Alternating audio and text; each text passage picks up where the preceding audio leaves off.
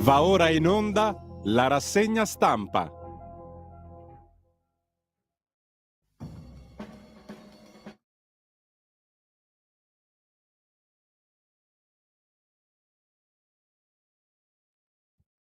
Radio Libertà, le trasmissioni tornano in diretta con la rassegna stampa di Giulio Cainarca. Sono le 7.32, è il 5 di luglio, buongiorno e grazie a Federico Borsari in regia e un cordialissimo buongiorno a tutte le ascoltatrici e a tutti gli ascoltatori. Vi ricordo il sito di radiolibertà.net, la pagina Facebook di Radio Libertà, così avete sott'occhio il menù della giornata e subito l'agenzia ANSA come sempre, prima di vedere alcuni articoli e le prime pagine di stamani dei quotidiani. L'apertura dell'ANSA sull'Ucraina e le parole del presidente Zelensky a Zaporizhia, pericolose provocazioni. In Francia un 27enne è morto per flashball, i proiettili sparati dalla polizia, quelli non letali. A Marsiglia, difficile determinare se era un manifestante o un passante, e poi Meloni vola in Polonia. Salvini invece insiste sulle alleanze europee. Oggi si becca anche uno schiaffo, come vedremo, dal ministro della difesa Crosetto, che dice Nein, niente alleanze coi tuoi amici europei, caro Matteo. Mister Prezzi sul caro voli, esiste ancora questo qui, Mister Prezzi, strani aumenti su certe rotte, ha notato il segugio dei prezzi italici, alle compagnie 10 giorni per chiarire, se no Mister Prezzi si arrabbia. Sant'Anché in aula, resta nel mirino delle opposizioni, dalla ministra un'informativa in Senato ma senza alcun voto, e dalle opposizioni la proposta unitaria sul salario minimo. Conte e Schlein sono uniti su questo punto. La bolletta del gas va giù dell'1,1%, ma c'è già chi prevede dopo l'estate un triplicamento, una triplicatura, una triplicazione della bolletta del gas. Auguri e baci dalla terra dei Feaci a tutti noi e ai domiciliari perché perseguita la ex. Lei si suicida per paura. Il tutto è accaduto in Sicilia. 5 razzi sparati dalla striscia di Gaza contro Israele. E in salvo la speleologa portata fuori dalla grotta, donna di 31 anni che si era infortunata in Lombardia a 150 metri di profondità. Arrivano la Topolino e la 600, saranno prodotte fuori Italia, sono un modello del Made in Italy ma fatto fuori dall'Italia, Stellantis, Fiat, John Elkann e compagnia bella. E intanto, non si capisce perché ci siamo fermati su questa stupidissima notizia, eccoci qua, intanto dicevamo l'agenzia la scorriamo in su e in giù, dopo la meravigliosa notizia delle auto made in Italy prodotte fuori dall'Italia, quella di una giornalista russa di Novaya Gazeta picchiata in Cecenia, in ginocchio e pistola alla testa, ha le dita rotte, ricoverata in ospedale. In treno come in sala parto c'è stato un fiocco rosa sul Freccia Bianca, un bellissimo spot per le italiche ferrovie, e il ministro Piantedosi a Lampedusa con il commissario europeo di turno: non siete soli.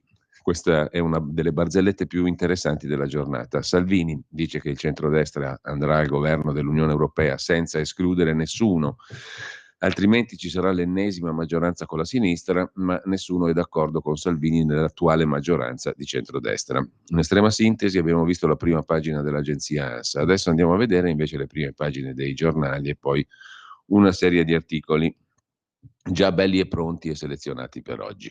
Ce n'è uno bellissimo del Corriere della Sera intitolato L'Europa delle paure, ma lo vediamo dopo perché è molto interessante. Il quotidiano cattolico Avvenire apre con la giornalista aggredita Elena Miliashina, reporter di Novaya Gazeta, era a Grozny per un processo in Russia, e la mortalità cronica. Questo è un tema interessante, il nostro amico e collega Maurizio Bolognetti queste cose le ha sottolineate, evidenziate, documentate per tutta una vita. Oggi Avvenire ci fa la prima pagina, la mappa dei 42 siti più inquinati d'Italia, dove ogni anno muoiono 1668 persone in più, ritardi sulla transizione a energie rinnovabili, mentre il Ministero della Salute sottolinea sono da bonificare ancora troppi impianti dopo decenni, più 4% di tumori, più 8% di ricoveri. Si parla dei siti di interesse nazionale o SIN, estese porzioni di territorio individuate per legge in base a determinate caratteristiche di contaminazione Leggetevi anche i libri appunto del collega e amico Maurizio Bolognetti su tutti questi argomenti. Intanto lasciamo avvenire con una domanda che si pone Luciano Moia nell'editoriale: come mai la presenza di tanti giovanissimi nelle giornate francesi di protesta? Come mai un terzo o la metà sono minorenni? Da dove arriva la rabbia che anima questi ragazzi? Le risposte sono molteplici, ma c'è una ragione solo in parte accennata dai commenti, che assume contorni problematici perché tocca le scelte politiche anche di casa nostra. È il tema della demografia. Abbiamo più volte scritto come negli ultimi 2 decenni la Francia sia risultata il paese europeo dove sono nati più bambini, più giovani, grazie a politiche mirate con aiuti economici e incentivi fiscali. Dal 2021 la situazione si è modificata. Gli unici paesi a saldo demografico positivo in Europa sono Germania, Ungheria, Repubblica Ceca.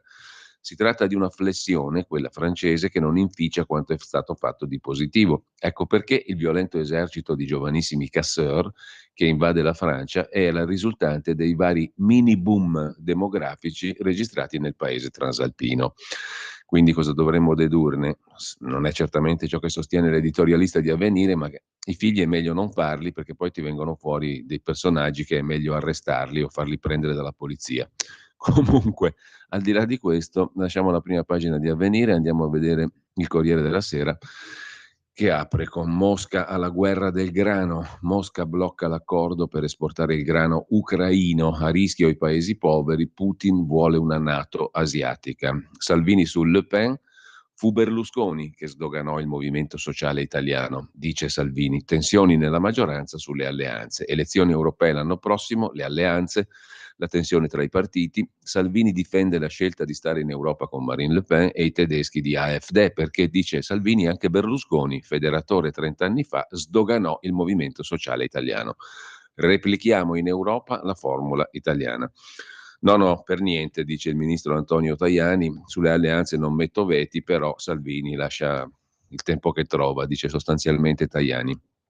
Mentre sull'autonomia 4 big se ne vanno dal comitato, una lettera di dimissioni al ministro Calderoli firmata da 4 giovanissimi: Giuliano Amato, Franco Gallo, Alessandro Paino, Franco Bassanini, cioè tutti i compagni che lasciano il comitato tecnico sull'autonomia messo su dal ministro Calderoli. Perseguita la ex dai domiciliari, si toglie la vita per paura, così lei si toglie la vita per paura, a Caltanissetta in Sicilia. E poi il ragazzo ucciso in Francia negli scontri, l'abbiamo visto. Ho combinato un guaio, le parole della speleologa Ottavia Piana, salvata dopo che domenica era rimasta bloccata a 150 metri di profondità a Fonteno, Bergamo, e riemerge dopo 48 ore e dice appunto: ho fatto un guaio. Il caffè di Massimo Gramellini è completamente inutile come quasi sempre, mentre il Fatto Quotidiano apre la sua prima pagina con Santanchè. La russa è in conflitto di interessi, sentenzia il quotidiano diretto da Marco Travaglio. 2 cappelli. Ieri lei lo consulta, oggi lui presiede l'aula. Meloni incoerente, chiedeva dimissioni di ministri per molto meno, ora difende la sua ministra Santanchè. Intanto al turismo inizia il fuggi-fuggi di aziende, funzionari, uomini dello staff. Pensa un po'. Come la vede il Fatto Quotidiano? Ufficiali e VIP saltano il traffico con un ponticello aereo di 20 chilometri, sprechi, air show. Per la festa dell'aeronautica 17-18 giugno, un Boeing 767 portava su e giù passeggeri eccellenti da Ciampino a Pratica di Mare, consumando oltre 1000 litri di carburante, capito? Da Alghero, Sardegna, una donna non paga l'ultima rata dell'auto, 2000 euro, e i giudici italiani, scrive il Fatto, la arrestano su ordine dei colleghi tedeschi. Lo spread non è solo fra Bund e BTP, cioè fra i titoli di Stato italiani e tedeschi. Estate di rincari, prezzi alle stelle, il turismo boom lo paghiamo tutti e poi 3 prof mollano l'autonomia, sono in realtà 4, Comitato Calderoli per l'autonomia, ma il principe Cassese resta al posto suo, il professor Cassese. Con ciò, dal Fatto passiamo alla prima pagina del giornale, che mette in apertura un argomento diverso da quelli delle altre prime pagine: l'allarme della Banca d'Italia sull'aumento delle operazioni sospette sui fondi del PNRR. Una truffa tira l'altra sui fondi europei, scrive Il giornale riprendendo Banca Italia. C'è chi dirotta all'estero i finanziamenti del PNRR. Dopo ecobonus e reddito di cittadinanza ci risiamo con gli imbroglioni. Aumentano segnalazioni di operazioni sospette su fondi PNRR destinati alle imprese, giunte alla UIF, l'unità di informazioni finanziarie, cioè l'antiriciclaggio della Banca d'Italia. Il flusso classificato ammonta complessivamente a 274 informative di operazioni, di cui 57 nel secondo semestre. Poi c'è la questione dei super tassi, c'è il piano salva mutui, l'annuncio del ministro Salvini, il governo in pressing sulle banche per allungare le scadenze dei mutui. In prima pagina, sempre sul giornale, l'amico di Di Battista, già leader capoccia, ministro, quel che lei, no, ministro non è mai stato, comunque uno dei nomi dei 5 Stelle, lo conoscono tutti, Alessandro Di Battista, il suo amico finanzia Hamas, il terrorismo palestinese, un avvocato palestinese che vive a Genova, amico di Dibba, raccoglie soldi per i terroristi. Alain de Benoist, intervistato, poi lo vedremo sul giornale, si occupa dei tumulti francesi, in Francia la rivolta di giovani rimasti senza identità, il boicottaggio dei professori che sgambettano l'autonomia e il comitato Calderoli, Schlein Calenda che preoccupano i loro dirigenti, questo è un tema di grandissimo impatto, e poi centrodestra non è l'ora di contarsi, fate i bravi, scrive il giornale. Il Giorno, quotidiano nazionale, Nazione, Resto del Carlino, sui voli troppo cari. L'ultimatum del garante, Mister Prezzi come lo chiamano, da 10 giorni, ma chi è sto Mister Prezzi? Poi al di là di tutto, chi lo conosce questo qui? Che si sogna di eccepire, di dire, di fare, di raccontare. Boh, è uno dei tanti rappresentanti delle tante authority, Mister Prezzi, il quale ha dato 10 giorni, ha emesso una grida di 10 giorni di tempo alle compagnie aeree per spiegare gli aumenti, poi interverrà.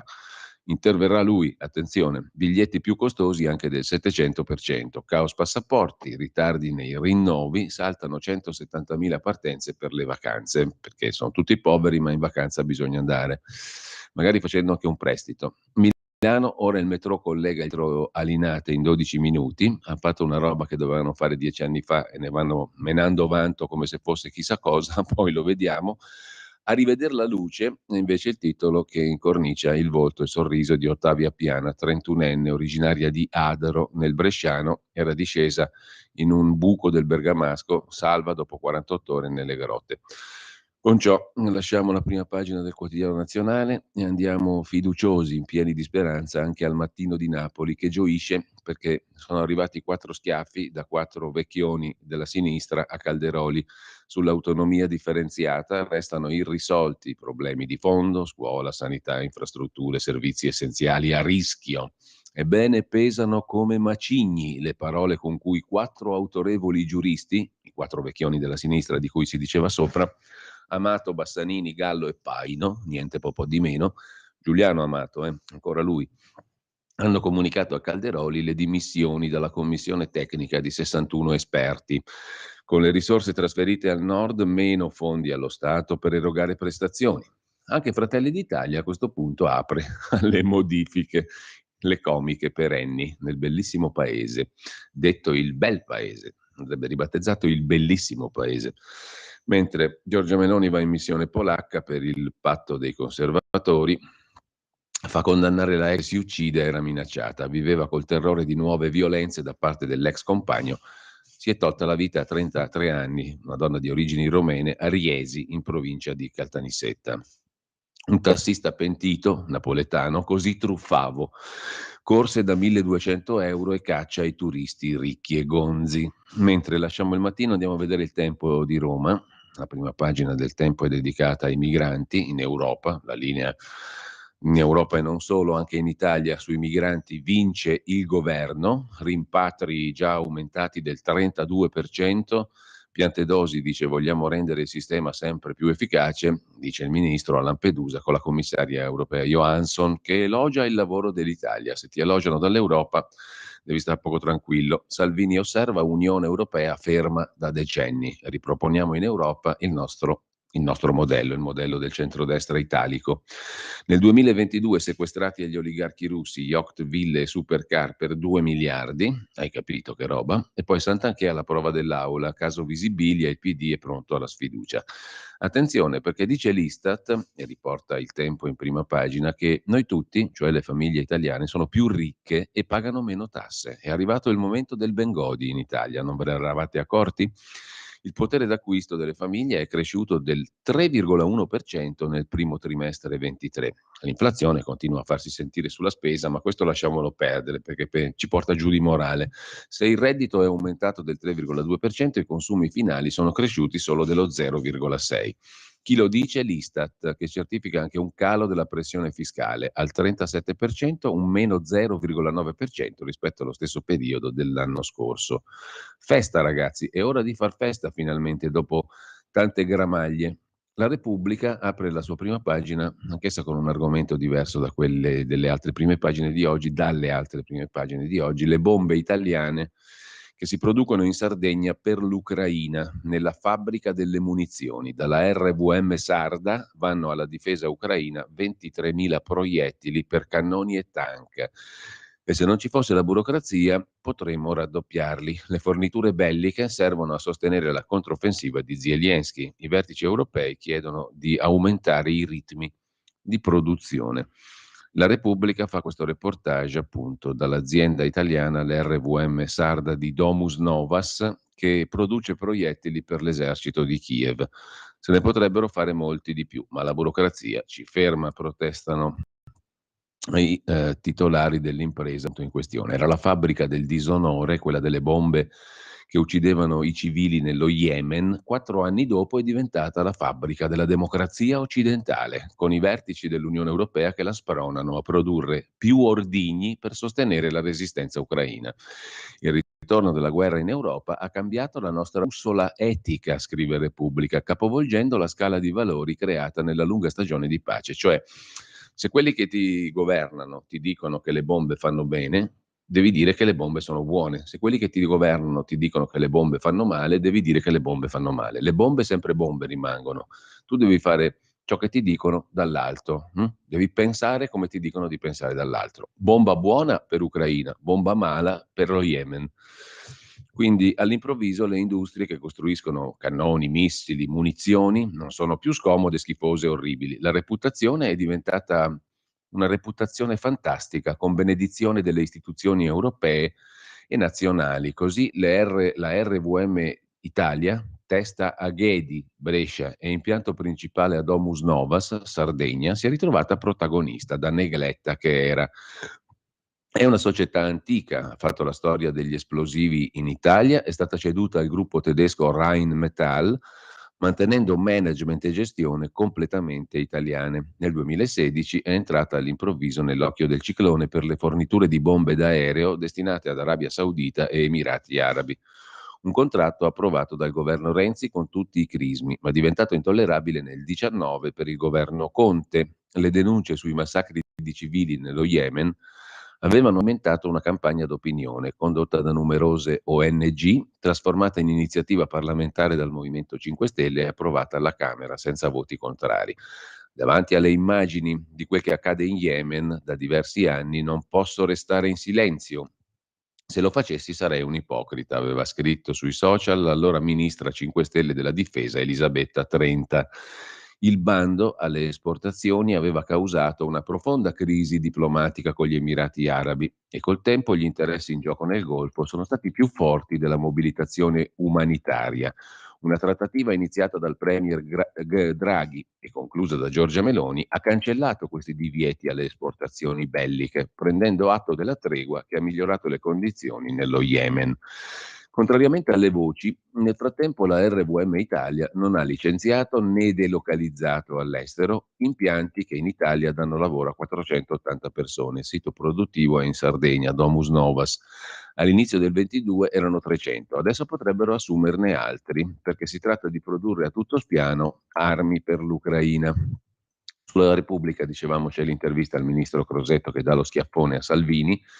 Niente sconti a Marine Le Pen e all'AfD. Il ministro della Difesa ed esponente di Fratelli d'Italia Guido Crosetto non chiude la porta niente po' di meno che all'ipotesi di un secondo incarico per Ursula von der Leyen, l'attuale presidente della Commissione europea, allargando la maggioranza che l'ha portata alla guida della Commissione europea e dicendo no a ogni accordo con Marine Le Pen e l'AfD tedesca, cioè dicendo no a Salvini sostanzialmente. Si è incazzata Barbara D'Urso, ma poi vedremo perché, contro Pier Silvio Berlusconi, Santanchè va in aula e poco altro. Andiamo a vedere anche la consorella di Repubblica per parte di Loggia, la Stampa di Torino, che si occupa di aerei, spiagge e ristoranti, l'estate più cara di sempre.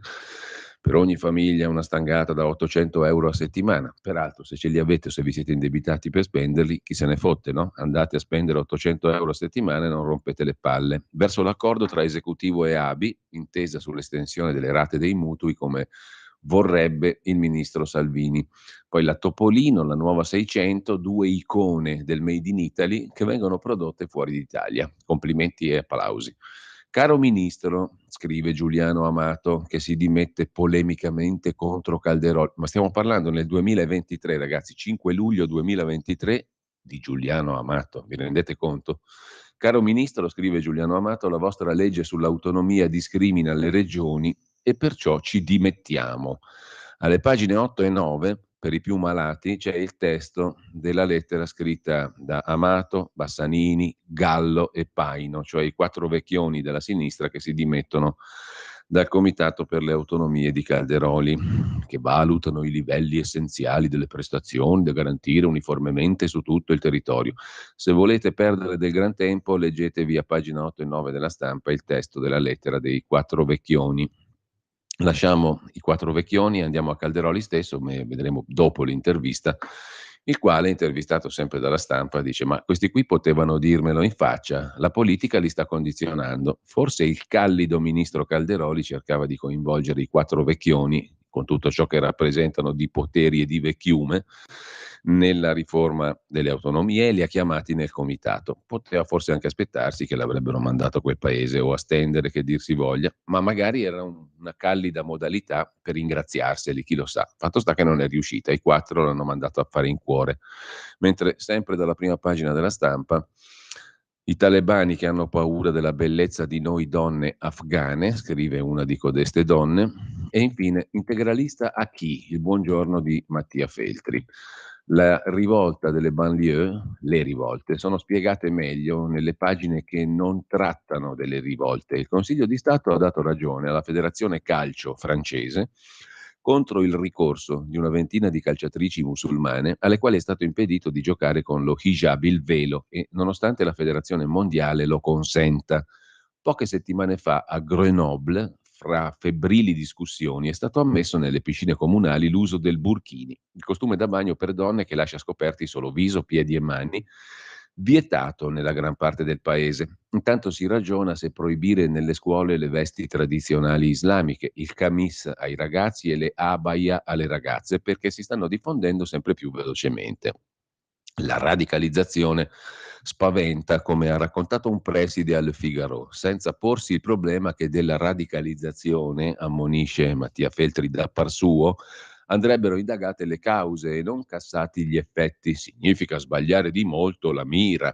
E dopo tanti anni i francesi dovrebbero aver compreso che combattere l'identità degli immigrati, dei loro figli e nipoti di seconda e terza generazione, significa rafforzargliela fino alla radicalizzazione. Questo è il metodo francese, l'assimilazionismo. Se vuoi essere francese devi fare tutto quello che fanno i francesi. Pietra angolare, la legge sulla laicità, che non tollera esibizione in contesti pubblici di simboli religiosi, fra cui rientrano gli abiti.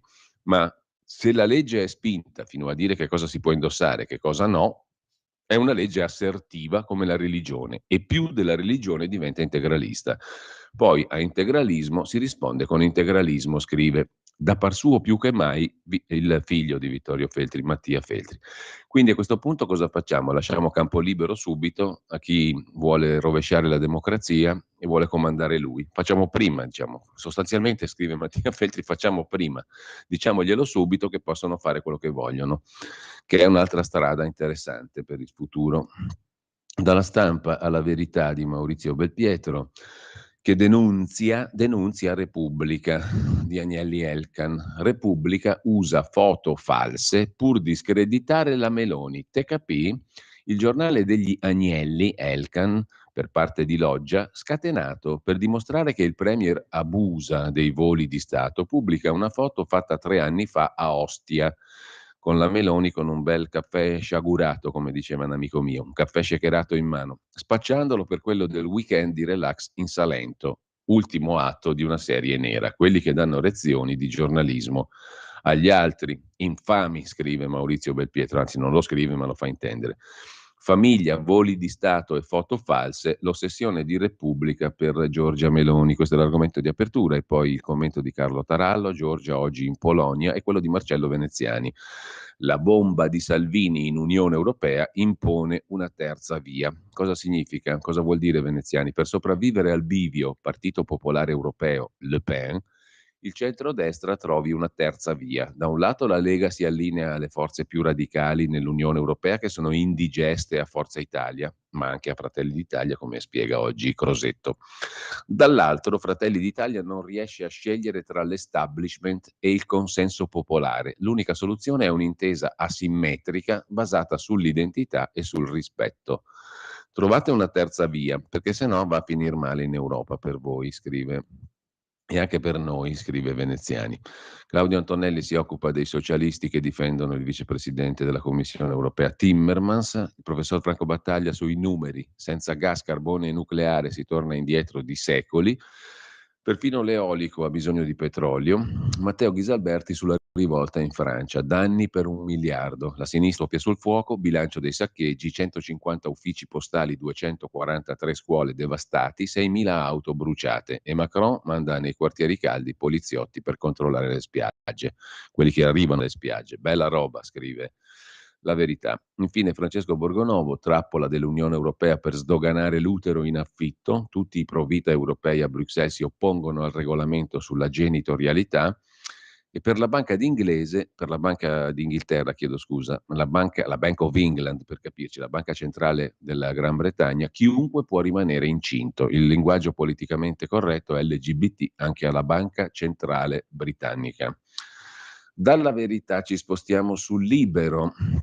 È la Repubblica delle banane, ma la Repubblica è intesa come quotidiano, il giornale di Molinari che attacca il premier, cioè Giorgia, pubblicando una sua foto in vacanza. Peccato che sia vecchia di anni. Taroccata Giorgia. Hanno pestato una pupù, quelli di Repubblica. Il rapper islamico minaccia di morte Salvini e Sardone. Dovete morire, non ha senso la vostra vita su questa terra, ha detto costui. Chi è sto rapper islamico? Il 22enne chiamato Baby Gang. È nato a Lecco 22 anni fa, si chiama Zaccaria Muhib, un rapper o trapper italiano con origini marocchine, una sfilza di denunce per reati, dalla rapina alla detenzione illegale di arma da fuoco. Sui social è seguito da oltre 2 milioni di persone, ha attaccato duramente Salvini e la leghista Silvia Sardone, minacciandoli di morte e incitando alla rivolta delle giovani generazioni islamiche come in Francia. E che vanno a cadere, per dirla alla lecchese, gli vanno anche dietro a un cucù del genere. La profezia di Oriana Fallaci invece la rievoca Alessandro Sallusti, partendo da questo pirla qua di rapper del lecchese, lì, Baby Gang, come si chiama, Zaccaria Muib. Figuriamoci, la Fallaci. Mentre a centropagina Sandro Iacometti ci spiega il piano contro il carro mutui, l'idea di Salvini, del governo di Giorgetti, la trattativa con le banche, congelare i rialzi delle rate allungando la durata dei finanziamenti. Mentre Parenzo, il conduttore televisivo David Parenzo, ha un nonno fascista, Pietro Senaldi ci fa un pezzullo sopra. Fascista è bello soltanto se il nipote è rosso. Gianluigi Paragone, anche egli vive e lotta ancora insieme a noi, sulla prima pagina di Libero: l'ecologismo del PD lo pagheranno i poveri, snobismo progressista, scrive il Paragone. Montesano invece si occupa, Tommaso Montesano, delle città a 30 all'ora, e Filippo Facci delle grandi inchieste, nel suo appunto che chiude la prima pagina di Libero. Il Fatto Quotidiano continua a lamentarsi perché il contratto di servizio della RAI non esalta il giornalismo di inchiesta. Il Fatto Quotidiano, il 23 settembre 2009, esordì in edicola con la notizia: indagato Letta, Gianni, il quale fu prosciolto 3 anni più tardi, ma quest'ultimo dettaglio non comparve neppure in rete. Il Fatto Quotidiano 19 dicembre 2011 diffuse la notizia dell'intercettazione in cui Berlusconi definiva Angela Merkel culona inchiavabile, anche se l'intercettazione non è mai esistita, e la balla o bolla mediatica sputtanò l'Italia e causò uno spaventoso danno economico. Il Fatto Quotidiano nel novembre scorso, in virtù di questi e altri successi, inaugurò corsi di giornalismo chiamati Scuola del Fatto, diretti dal sociologo di scuola napoletana Domenico De Masi, noto per il suo libro Rizzoli, L'ozio creativo, e ufficialmente non collegato al reddito di cittadinanza, ma insomma il padre del reddito di cittadinanza è il De Masi.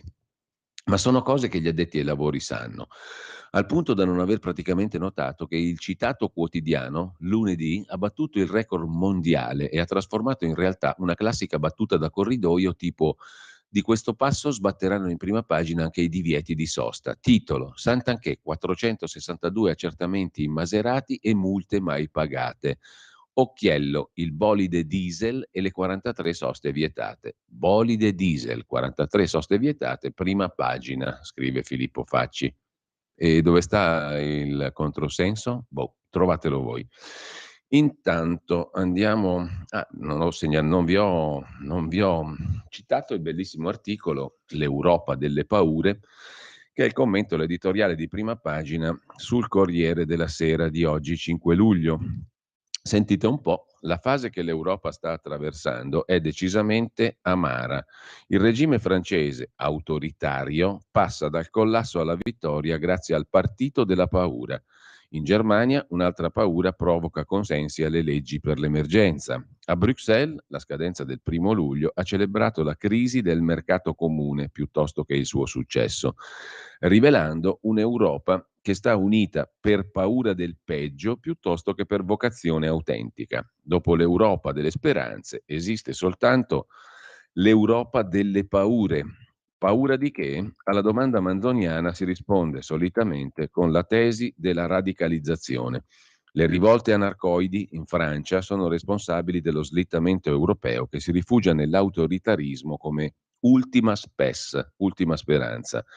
Certamente l'estremismo della nuova sinistra incide fortemente sul processo di involuzione, ma l'obiettività ci richiama a non smarrire il senso delle proporzioni. L'Europa è diventata un continente dove il sogno europeo è svanito, è un'Europa delle paure. È l'editoriale di oggi, 5 luglio 1968. 55 anni fa si scriveva così: l'Europa delle paure. È morto il sogno dell'Unione Europea nel 68. 50 anni dopo, 55 anzi, com'è che siamo messi? Intanto lasciamo la prima pagina del Corriere della Sera del 1968, del 5 luglio, e andiamo alla prima pagina del 5 luglio 23 di Italia Oggi. Meloni non si lega a Le Pen, altro schiaffazzo a Salvini. Si propone Giorgia Meloni di costruire un'alleanza organica fra popolari e conservatori, della quale potrebbe essere la leader lei. Forza Italia definisce impossibile un'alleanza con Le Pen. La Lega respinge i diktat, Salvini avvisa che non accetterà veti, e gli altri se ne fottono del suo avviso, tra l'altro. Sullo sfondo resta la premier Giorgia Meloni, che non si espone, esclude trattative in corso, ma fa capire che punta a costruire un'intesa tra popolari e conservatori da lei guidati, in cui si candida a essere lei il punto di riferimento. Tajani dice: non si governa l'Europa contro l'Europa. L'Europa delle paure, te la chi? Quella del 68. Adesso si ha paura della AfD, di Le Pen, della destra e bla bla bla. C'è una cosa interessante in prima pagina, la vediamo dopo. Emanuela Orlandi, scrive Pino Nicotri, prende sempre più corpo la pista del mondo dello spettacolo, poi capiremo il perché. Il diritto rovescio, il corsivo di prima pagina. Adesso che mano a mano che passa il tempo l'Unione Europea si sta sempre più rafforzando, anche i partiti italiani sono costretti a guardare con attenzione in casa d'altri per vedere con quali partiti apparentarsi nel Parlamento europeo dopo le prossime elezioni continentali.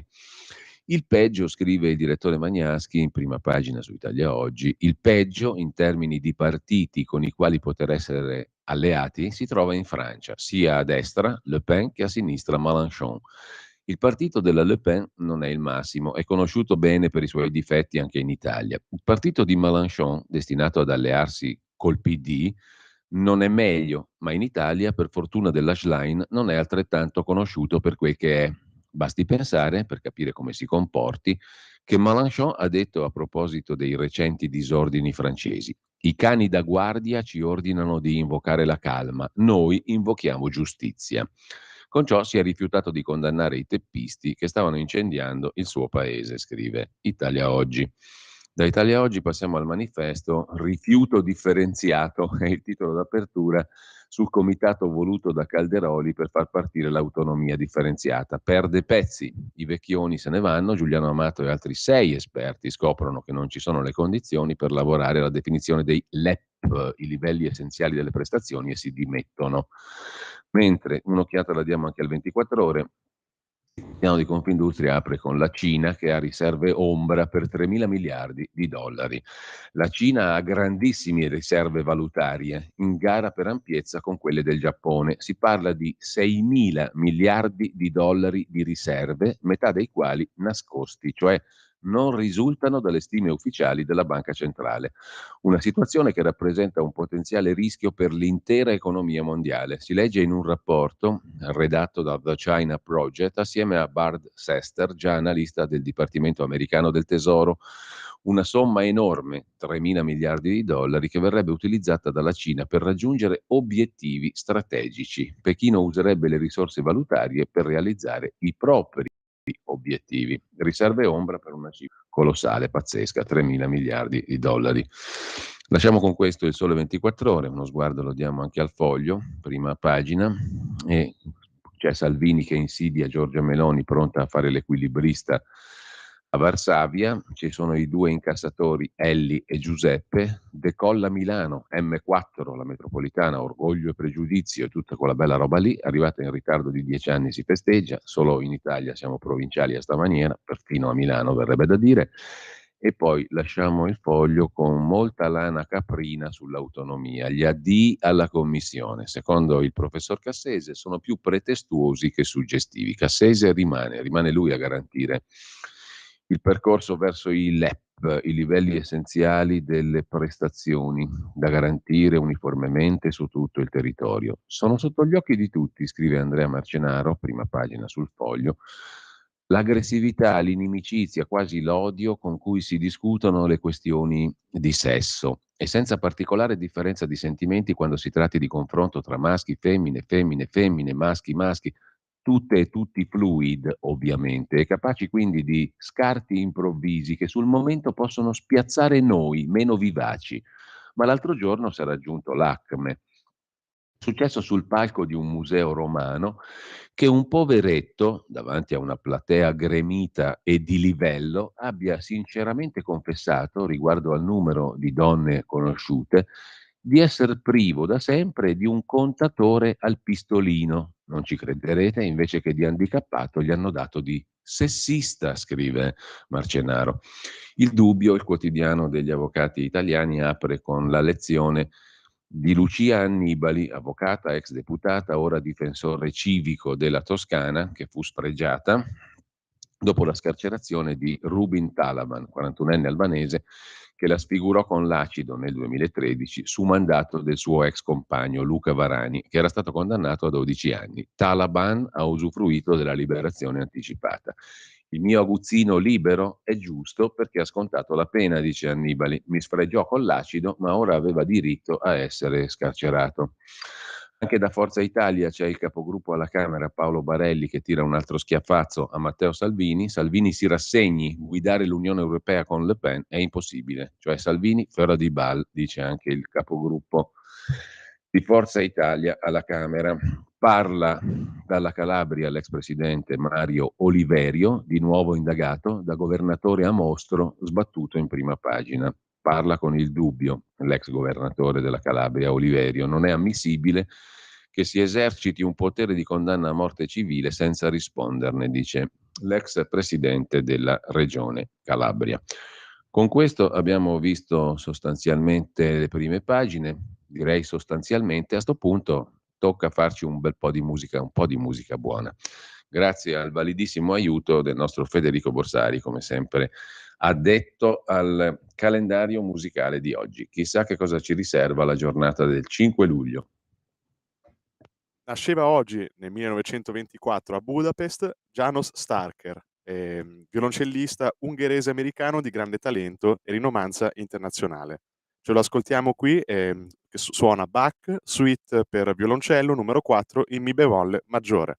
Approfitto, caro Federico, non c'entra niente, assolutamente niente, per ricordare che tra un po' forse coi Promessi Sposi gli daremo una botta di quotidianità, perché dobbiamo, come dire, riempire il palinsesto estivo di tanta bella roba. E cosa c'è di più bello del Manzoni? Siamo arrivati a che capitolo nella nostra diretta, diciamo, del lunedì e del giovedì, delle 17 alle 18? A che punto siamo? Giovedì 6 andrà in onda il capitolo 10. Il capitolo 10, ce ne sono ben 38 più la storia della colonna infame, quindi ce ne sono altri 28 da gustarsi. Poi c'è una lingua veramente fuori dal tempo, quasi barocca per i gusti di oggi, ma meravigliosa, sonante, musicale. A proposito di musica, la musica della lingua manzoniana è meravigliosa. E poi c'è un'ironia, una bastardaggine insita nel Manzoni che non tutti forse riescono a cogliere, ma che è meravigliosa, riletta dopo tanti anni. Ci sono delle notazioni che sono di una perfidia, ma di una lucidità psicologica straordinaria. Quindi il lunedì e il giovedì per ora, poi dalla settimana prossima ce lo sciroppiamo tutto il giorno il Manzoni, Manzoni a go-go tutto il giorno, ma ve lo potete anche scaricare in podcast dalla pagina dall'home page di radiolibertà.net. Giusto? Troppo Esatto? giusto. Troppo giusto, mi Andiamo di sembra. Bach. Vai di Bach, cos'è che ci proponi allora? Vediamo un po', fammi vedere anche a me. Fammi vedere, fammi capire. Oggi ci tocca János Starker che suona Bach, la suite per violoncello numero 4, CDE in Mi bemolle maggiore, giusto? Giustissimo. Andiamo.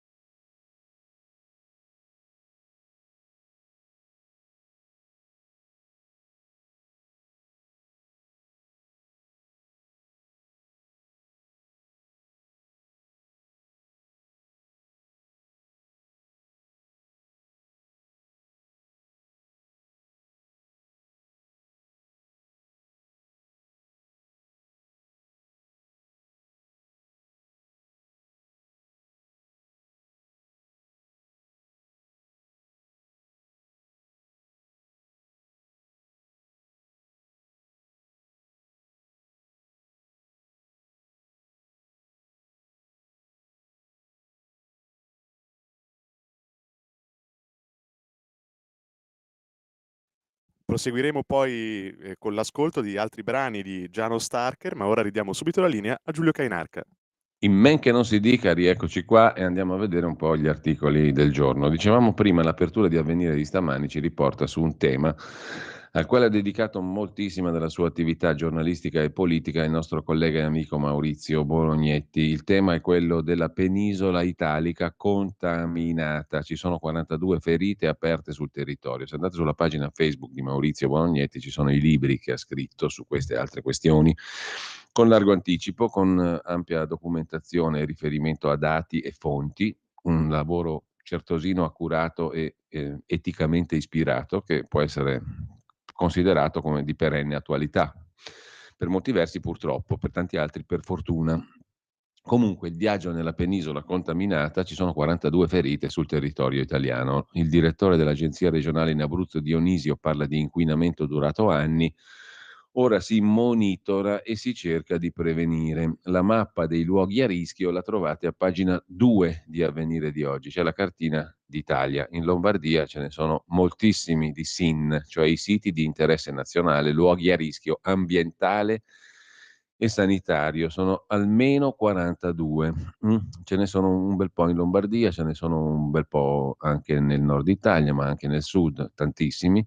Insomma, è equamente distribuito. Questo è federalisticamente perfetta la distribuzione, più o meno perfetta, la distribuzione delle contaminazioni. Metalli pesanti, diossine, idrocarburi, solventi. In Italia esistono alcune zone, 42 per la precisione, sparse da nord a sud, in cui la presenza di questi contaminanti è fuori scala, cioè tale da essere considerata pericolosa per la popolazione e perciò soggetta a trattamenti particolari da parte del Ministero dell'Ambiente. Sono i siti di interesse nazionale o SIN. Sono estese porzioni di territorio individuate per legge in base a certe caratteristiche di contaminazione che comportano elevato rischio ecologico e sanitario. Il sesto rapporto dello studio Sentieri, progetto finanziato dal Ministero della Salute e coordinato da Istituto Superiore di Sanità, stima che in loro prossimità ogni anno tra il 2013 e il 2017 ci sono stati 1668 morti in più rispetto a quelli attesi. Moltiplicati per gli anni fanno una ecatombe. La mortalità per tumori è risultata in eccesso del 4% tra gli uomini, 3% tra le donne. Anche i ricoveri in ospedale in età pediatrica e giovanile hanno fatto registrare numeri preoccupanti, con un'incidenza più alta dell'8% nel primo anno di vita. Dei veri e propri hotspot massivamente inquinati, individuati a partire dal 1998 attraverso norme di varia natura, tra cui leggi in materia ambientale, leggi di bilancio, decreti ministeriali, la cui supervisione, scrive ancora Avvenire, è affidata ora al Ministero dell'Ambiente. Inizialmente i SIN, cioè i siti particolarmente inquinati, erano 57. Sulla base di alcune modifiche ai criteri di individuazione, il numero è sceso a 39 nel 2012. Nel 2014 una sentenza del TAR del Lazio ha determinato il reinserimento del territorio del bacino del fiume Sacco. Una legge del 2017 ha individuato il SIN Officina Grande Riparazione ETR di Bologna, in un'area sulla quale insistevano aziende che effettuavano lavorazioni con materiali contenenti amianto, e nel 2020 un provvedimento ha inserito come ulteriore sito di interesse nazionale l'area vasta di Giugliano, Napoli. Quindi arriviamo a 42 ferite aperte sul territorio. Le bonifiche sono in ritardo, scrive ancora Avvenire. Per quanto concerne per esempio la Lombardia, abbiamo 1, 2, 3, 4 o 5 siti di interesse nazionale che sono Broni, Sesto San Giovanni, Pioltello Rodano, Brescia, Caffaro, Laghi di Mantova e Polo Chimico, ma non sto a elencarveli naturalmente tutti e 42. Intanto lasciamo questo articolo di Avvenire e andiamo a vedere un'altra questione, l'abbiamo vista prima in prima pagina sul giornale. Il giornale stamani denuncia la questione delle risorse legate al PNRR ma imboscate all'estero, cioè i fondi europei fottuti, svaniti nel nulla oltre 264 milioni. È la relazione annuale dell'antiriciclaggio, cioè dell'unità informazione finanziaria, l'UIF, della Banca d'Italia, che rivela vizi e cattive abitudini. Oltre ai fondi del PNRR, finiscono nel circuito di riciclaggio anche i soldi di 18 app, quella inventata da Renzi, e super bonus. Per fare che cosa? Per fare le scommesse sportive, per giocarseli, ludopaticamente, e per le criptovalute ludopaticamente, ma anche per riciclare soldi. La mancia culturale, la app 18, spesso viene recuperata su prepagate e spesa a piacimento. Le frodi hanno consentito di spostare i crediti fiscali su Bitcoin e simili. Risorse del PNRR, pensate un po', ci hanno fatto un paiolo così, no? Siamo bravi, siamo qui, siamo là, siamo i migliori. Risorse del PNRR dirottate verso l'estero, cioè praticamente fottute e riciclate, anziché su progetti che dovrebbero costruire ripresa e resilienza. L'allarme è stato lanciato dalla Banca Italia Antiriciclaggio, che ha ricevuto segnalazioni di operazioni sospette collegate all'attuazione del PNRR. Pensate un po' che nel 22 sono state ben 152, cioè praticamente una ogni 2 giorni, di cui oltre il 27 relative a contesti riconducibili alle mafie, per un importo complessivo superiore a 264 milioni di euro. Adesso, non per fare proprio i menagramo, ma pensate cosa possa voler dire fare un'opera come il ponte sullo stretto in un paese così. 15 miliardi di roba. È meglio non pensarci. Oltre la metà sono state inoltrate dalla pubblica amministrazione, mentre la parte residua principalmente da banche e poste. Metà dunque di queste risorse sono state inoltrate dalla pubblica amministrazione, le altre da banche e poste. In particolare ha rilevato il direttore dell'unità finanziaria di Banca Italia, l'UIF, Enzo Serrata. Le segnalazioni hanno evidenziato la presenza di reti di imprese indebitamente beneficiarie di finanziamenti agevolati o per cui si è registrato un utilizzo distorto delle risorse stanziate, frequentemente destinate all'estero. Tutto si può fare nel bel paese, e la presenza di professionisti con ruoli di facilitatori. In pratica, dice Banca Italia, gli incentivi legati al PNRR hanno fatto spuntare una caterva di intermediari, cioè di figure professionali che assistono le imprese nelle fasi di accesso ai fondi PNRR. Questi intermediari svolgono un ruolo nevralgico nella rete, facilitando condotte illecite per conto di titolari effettivi comuni. L'unità finanziaria di Banca Italia, l'UIF, ha pubblicato una recente newsletter in cui ha rinnovato l'invito a tutti i soggetti responsabili di antiriciclaggio, in particolar modo gli uffici della pubblica amministrazione, a monitorare attentamente. Ma non è solo il PNRR il capitolo dove emergono criticità. Il bonus 18 app, i 500 euro per i diciottenni da spendere in libri, teatri, cinema e concerti, hanno dato il via a un mercato nero. I rimborsi, nei casi di frode, sono stati prelevati in contanti anche attraverso ricariche di carte prepagate di recente attivazione intestate a persone fisiche, spesso contro parti comuni degli esercenti. E anche il super bonus ha messo del suo. Molto interessante questo articolo che apre la prima pagina del giornale di oggi, pagina 2, Gianmaria De Francesco. Mentre vi segnalo anche, a proposito, il generale Figliuolo è un burlone, è uno scherzoso, gli piace scherzare. L'altro giorno ha detto che non c'aveva il portafoglio, oggi scopriamo che in portafoglio c'ha 2 miliardi, scrive Repubblica, oltre 2 miliardi per 5.800 interventi, e il portafoglio di Figliuolo gliel'hanno trovato. Lui ha detto che non ce l'aveva, qualcuno gliel'ha trovato, gli ha detto: generale, è qui il portafoglio, 2 miliardi per l'Emilia Romagna. Oggi arriva il decreto che finanzia i progetti per ripartire. Imminente la nomina del commissario da parte di Mattarella. È Mattarella che certifica il Figliuolo. Arrivano i fondi per la ricostruzione post-alluvione. Il decreto, approvato settimana scorsa, sarà pubblicato oggi in Gazzetta Ufficiale, con 2 miliardi e 300 milioncini freschi freschi per i 5.800 interventi messi in lista dalla Regione Emilia-Romagna, dall'ottimo Bonaccini e dai comuni per le zone alluvionate. È il famoso portafoglio che il generale Figliuolo aspettava per mettersi al lavoro. Intanto in Tunisia, qui siamo di nuovo ad Avvenire, pagina 8, riesplode lo scontro a Sfax, uno dei punti di partenza verso l'Italia di aspiranti profughi, migranti subsahariani nel mirino.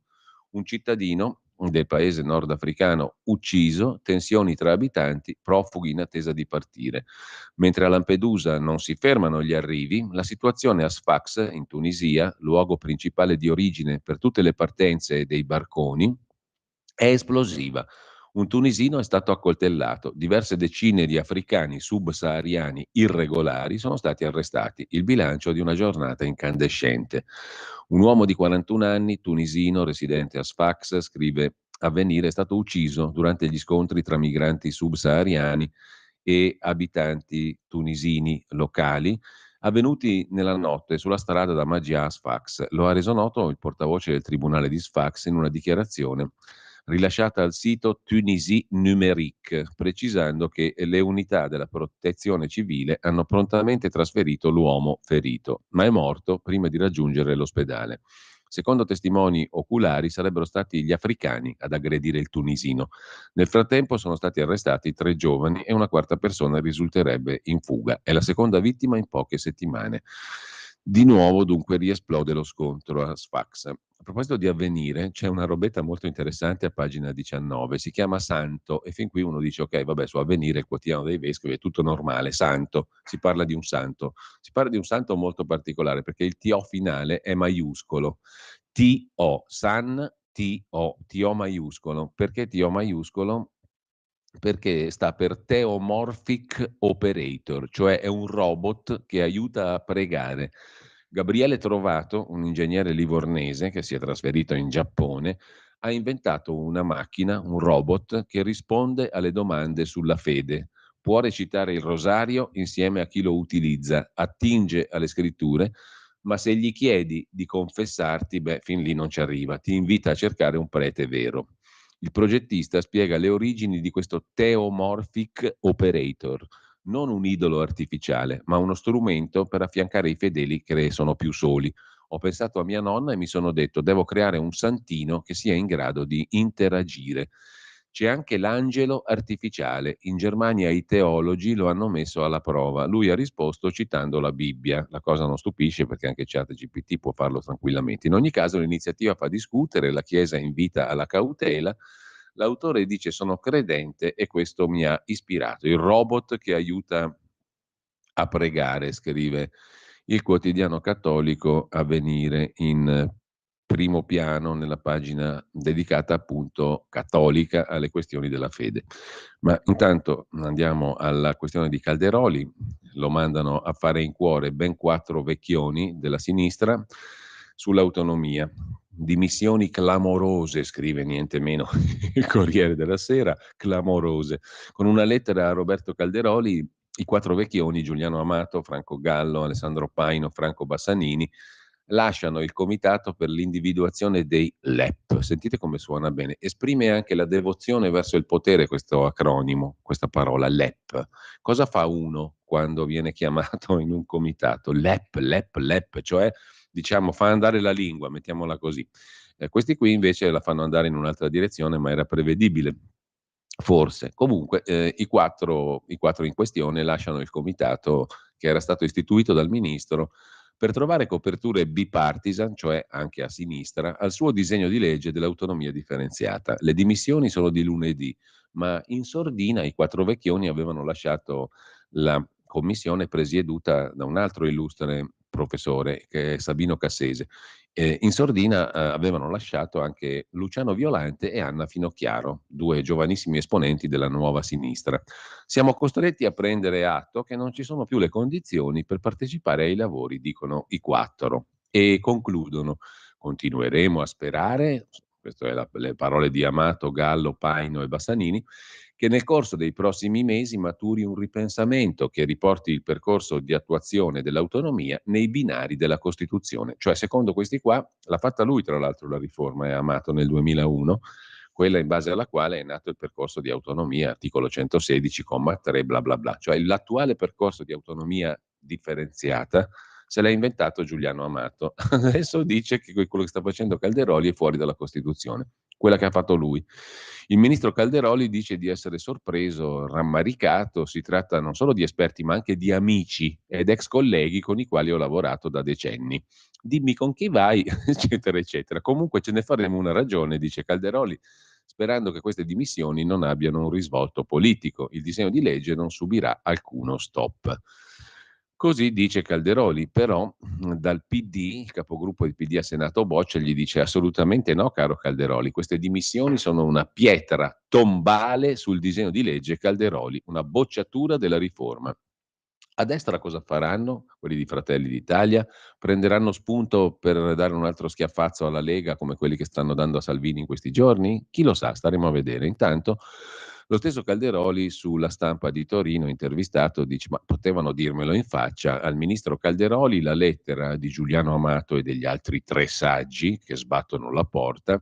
Ha mandato la giornata di traverso. A dire che Calderoli è imbufalito è poco, scrive Francesco Grignetti a pagina 9 della Stampa di oggi. Potevano dirmelo in faccia, dice il Calderoli, dato che ci siamo visti a un seminario 10 giorni fa. Che si stia complicando la strada dell'autonomia differenziata, Calderoli ce l'ha chiaro già da tempo. Il 2 marzo, ricorda il ministro, alla conferenza unificata c'è stato il voto negativo di 4 regioni governate dalla sinistra, eppure almeno 3 di loro l'autonomia differenziata la volevano fino al giorno prima. Mi risulta però che sia arrivato l'ordine del segretario Elly Schlein.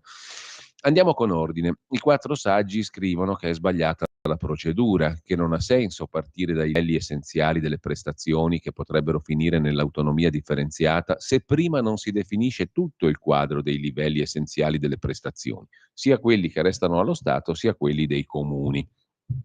E io, risponde Calderoli, posso anche essere d'accordo che i LEP vanno tutti definiti. Sarebbe ora, aggiungo, ma quando Amato, Bassanini, Paino e Gallo me ne hanno parlato, stavamo concordando che definire i LEP dello Stato e degli enti territoriali non può essere pregiudizievole del resto. La legge mi impone di definire i LEP nelle 23 materie che possono essere toccate dall'autonomia differenziata. Sono quelle che si era inventato lo stesso Giuliano Amato. Tutto il resto interessa anche a me. È uno scandalo che dal 2001, quando se ne parla per la prima volta in Costituzione, questi LEP, livelli essenziali delle prestazioni, mi viene da ridere per non piangere, non siano ancora stati definiti da 22 anni. Io sono arciconvinto, dice Calderoli, che bisogna definire i LEP, a cominciare da quelli di comuni, province, città metropolitane, poi regioni e infine quelli dello Stato.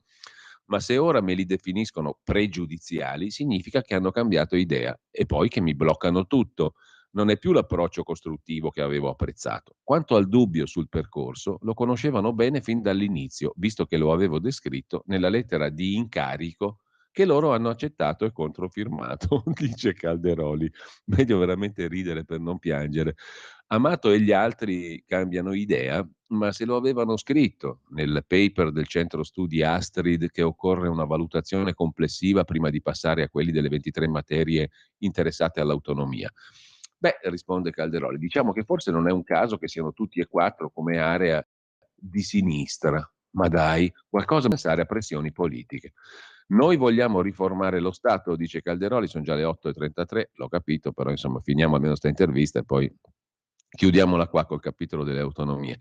Il PD lo sta trasformando invece in uno scontro politico. Vado avanti lo stesso, noi andiamo avanti. 4 professori dimessi, ce ne faremo una ragione, restano 58 tra le migliori intelligenze del paese. Il PD di Elly Schlein ha identificato nel disegno di legge sull'autonomia il campo della battaglia prossima avventura, dice ancora Calderoli. I comuni hanno preso atto che alcuni erano a favore e alcuni contrari, 4 regioni di sinistra hanno governato contro e 3 di queste erano a favore. Stefano Bonaccini, Emilia Romagna, il toscano Eugenio Giani, Vincenzo De Luca. Michele Emiliano non ha mai cambiato idea, ma lui sogna di diventare lo scatenato portavoce del Sud. Per quanto concerne l'obiezione, farete andare più avanti chi è già ricco e più indietro chi è già indietro. Posso dirgliela all'inglese, risponde Calderoli, è una cazzata. La prego di scriverla così come l'ho detta. Con il mio disegno di legge facciamo esattamente l'opposto, perché per la prima volta dopo 22 anni definiamo cosa sono i LEP, quali sono i diritti civili da garantire attraverso quali forme, poi fissiamo un'asticella, che è il livello essenziale da garantire a tutti, sud e nord. E a quel punto fissiamo anche i prezzi standard. Come vede, si va esattamente nella direzione opposta a quanto si dice. Andiamo a favore delle regioni svantaggiate, le quali si vedranno adeguare i fabbisogni ai costi standard. Se ne avevi di meno, ti verrà garantito di più. Non sulla base della spesa storica, ma del fabbisogno. Domandina finale, quando vedremo qualcosa di concreto? Lei al momento sarebbe in grado di indicare la prestazione più carente? No, perché quello che ho appena descritto è un lavoro che non è mai stato fatto, però sono ottimista, dice Calderoli. Infine, è dal 2001, con la riforma della Costituzione da parte del governo D'Alema, il famoso titolo quinto, che si dovevano definire i LEP e invece c'è stata inerzia. Non saprei perché, so però che stiamo cercando di far atterrare sul pianeta Terra una Costituzione che è partita nel 2001, ma che sul pianeta non è mai arrivata. Guardi che senza aver definito i LEP, stiamo parlando non solo di attuazione, di non attuazione dell'articolo 117, ma di tutto il 119, cioè quello del federalismo fiscale. Sintesi della sintesi, secondo voi sta roba qua vedrà un minimo di luce o no? Vi siete già dati la risposta? Troppo un casino! Stai ascoltando Radio Libertà. la tua voce libera, senza filtri né censura. La tua radio.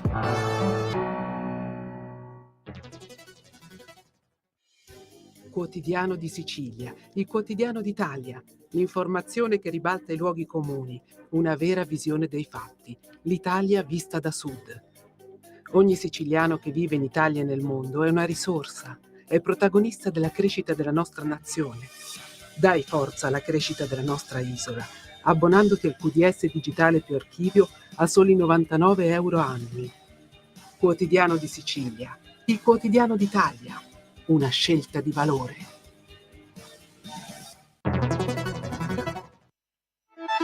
Stai ascoltando Radio Libertà, la tua voce libera, senza filtri né censure, la tua radio.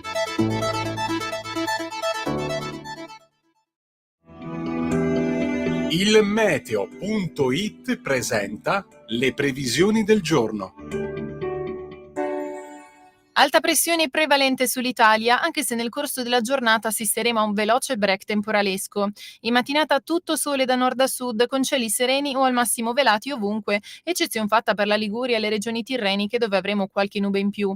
Nel pomeriggio progressivo aumento dell'instabilità su Alpi e Prealpi, dove potranno verificarsi dei rovesci e temporali, inizialmente in rara estensione alle pianure circostanti. Tempo sempre buono invece al centro-sud. Per ora è tutto da ilmeteo.it, dove il fa la differenza. Per dettagli maggiori c'è la nostra app. Una buona giornata da Alessandra Tropiano. Avete ascoltato le previsioni del giorno.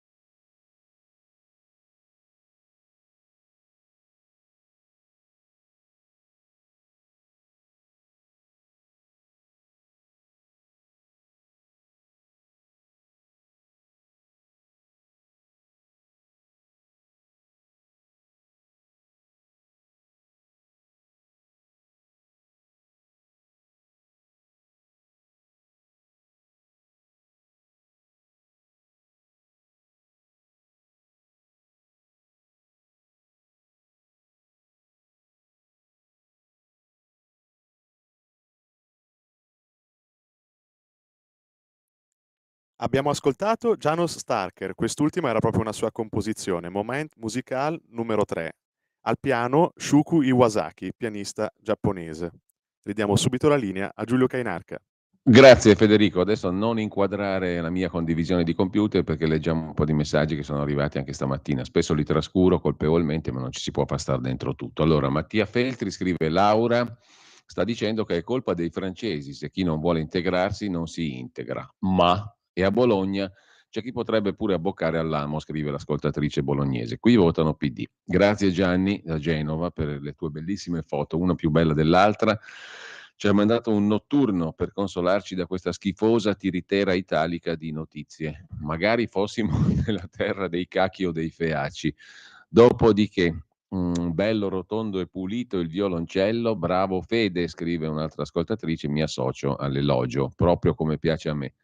Porca Bach, quando si dice genio, scrive Giovanni, e questo è un altro complimento al nostro Federico che ha scelto la musica. Ieri ho ascoltato l'ultima puntata, Pina, Monza e Brianza, dei Promessi Sposi, la descrizione della monaca di Monza. Devo riconoscere che un conto è studiare a scuola, un altro conto è ascoltare, perché va di riascoltare. Complimenti e buona giornata. E poi ancora un altro ascoltatore sui Promessi Sposi, Cesare, dalla provincia di Milano. Ottima iniziativa.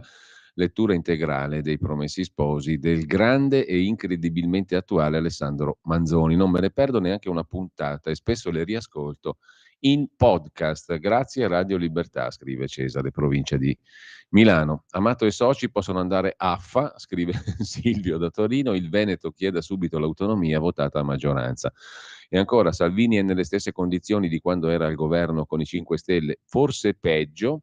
Altro messaggio, sì Cainarca, ce la siamo data la risposta, simile alla tua. No, non ce la lasceranno vedere la luce, quella dell'autonomia.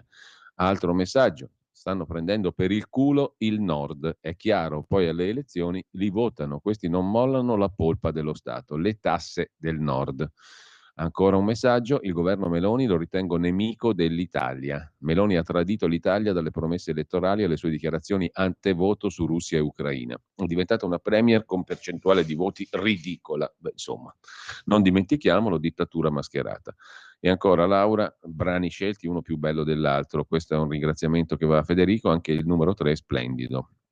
Gio, a questo punto, visto che i politici della Lega sono bistrattati in tutte le loro iniziative, insomma, se Salvini ne dice una, giù schiaffi, Calderoli ne fa una, giù legnate, da parte che, oltre che dall'opposizione, anche dai cosiddetti alleati, allora, scrive Gio, mi permetto un suggerimento, che la Lega tolga i ministri dal governo. Con questo lasciamo i messaggi, ve ne ringrazio, al 346 6427 756.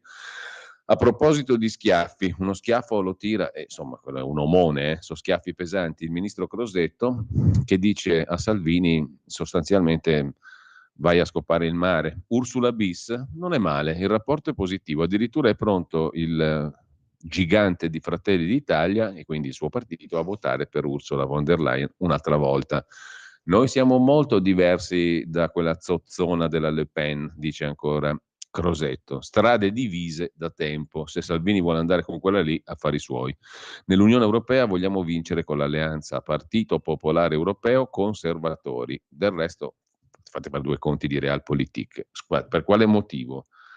Giorgia Meloni, che è leader dei conservatori in Europa, dovrebbe dire sì, sì, Salvini, prego, avanza tu con i tuoi amici che io ti vengo dietro. Casomai venite dietro a me, dice lei, no? Il Partito Popolare Europeo è più probabile che sia lei con me che non con i tuoi amichetti francesi e tedeschi.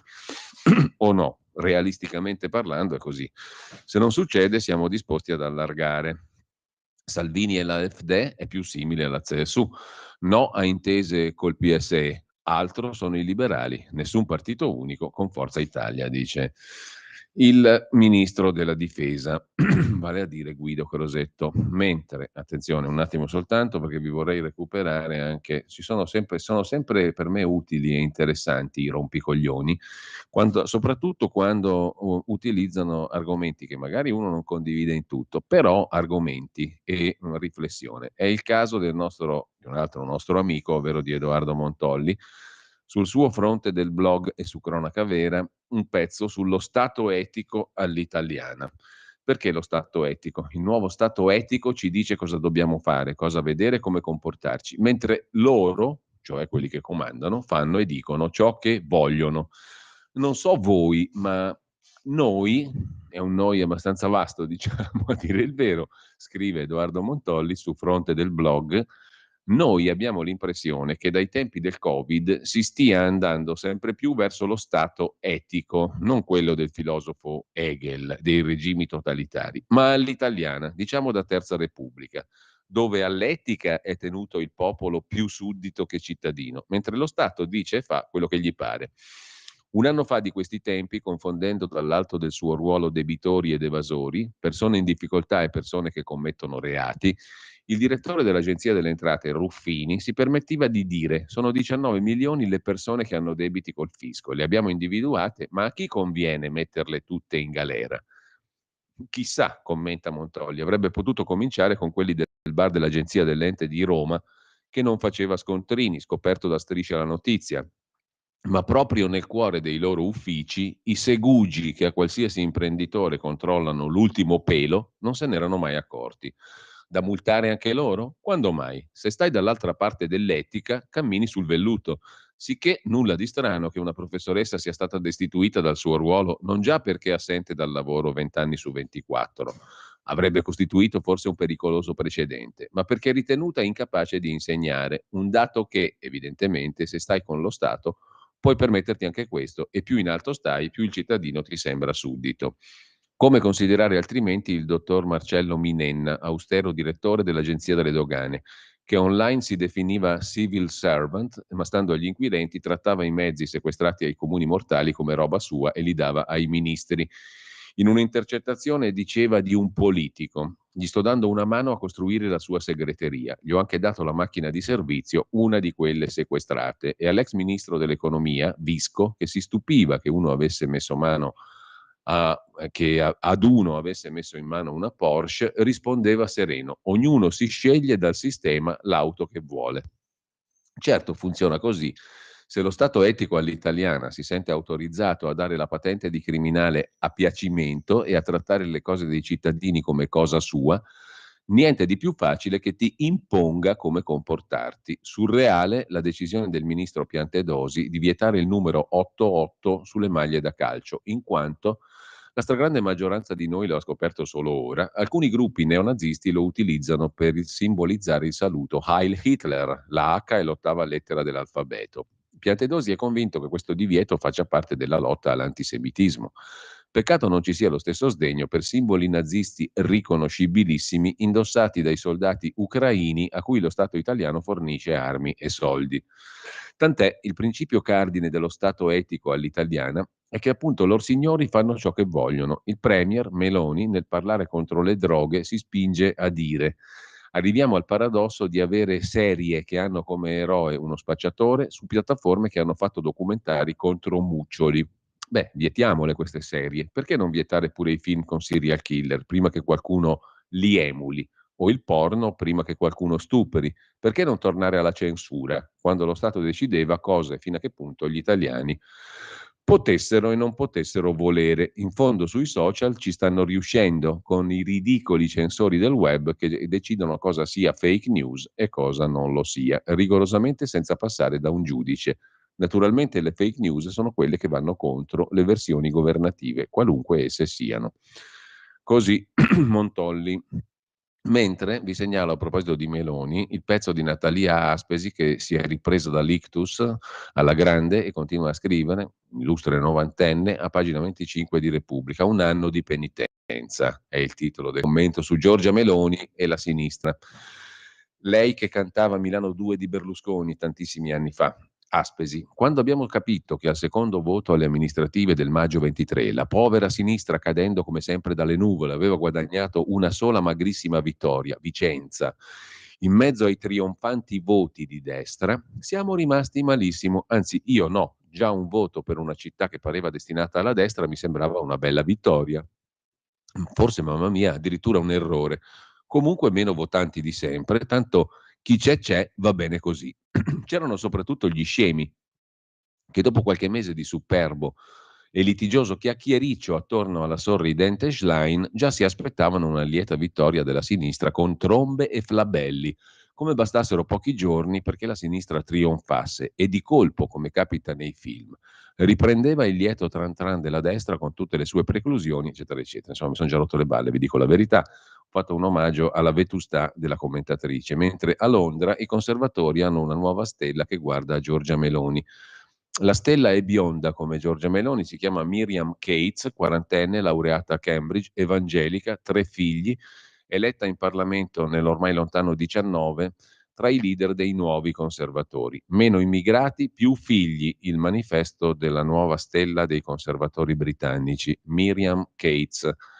A pagina 15 del Corriere della Sera il ritratto. C'è una stella anche in Italia, si chiama Sant'Anché, e sulla Sant'Anché la sua visibilia, la banca Finnat del Vaticano e i misteri del fondo Negma. Si sofferma Maria Scopece su Start Magazine. Gli aspetti finanziari del caso Visibilia Sant'Anché. Ammontano a 3 milioni di euro i finanziamenti che dal 2017 sono passati dai fondi Brecnor e Negma verso Visibilia, società amministrata fin dalla nascita da Daniela Sant'Anché, che poi si è dimessa e ha venduto le quote. La crisi di liquidità di Visibilia, che poi è la società che gira per esempio la pubblicità al riformista di Matteo Renzi, è iniziata nel 2017 e da allora sono iniziate attività finanziarie sulle quali indaga la Procura di Milano con la Consob, la società della Borsa. Nel 2017 la società di Sant'Anché si è rivolta al fondo Brecnor Capital Limited, allora guidato da Abudi Gassam, per risolvere una prima crisi di liquidità. Risultato un contratto di prestito obbligazionario convertibile con azioni scontate. Nel 2019 il prestito passa nelle mani dell'altro fondo, Negma. Entrambe le società hanno sede a Dubai, negli Emirati Arabi Uniti, nell'ufficio 902 della Capricorn Tower in Sheikh Zayed Road a Dubai. Entrambe le società, Brecnor e il fondo Negma, annoverano nel management Abudi Gassam, che in Negma si affianca a soci italiani e francesi. A partire dal 2017, Brecnor e Negma hanno finanziato Visibilia con 3 milioni. Come scrive Repubblica, i finanziamenti sono stati erogati in tranche. La prima 500.000 euro, dopo soli pochi giorni dal prestito, il fondo Negma chiede in cambio le azioni come da contratto e le riceve a prezzo scontato. Le immette sul mercato perché Visibilia non si è tutelata con una clausola di mantenimento delle azioni per un certo periodo e incassa insieme ai 500.000 euro prestati una plusvalenza del 10%.